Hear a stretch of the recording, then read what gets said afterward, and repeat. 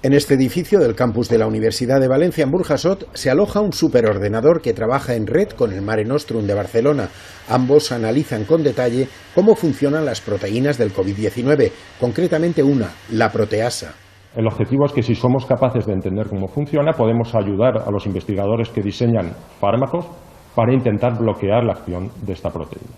Este ordenador de la Universidad de Valencia se suma al proyecto realizando 1000 billones de operaciones por segundo. Ahora solo se dispone de la foto fija de la proteína, pero con esa capacidad de computación se averiguarán los movimientos y todos los escenarios posibles. Vamos a poner a disposición todas las simulaciones de la comunidad científica en abierto y evidentemente luego el testigo tiene que ser recogido por investigadores que diseñan fármacos y luego por gente capaz de llevar esos fármacos a la aplicación en seres humanos.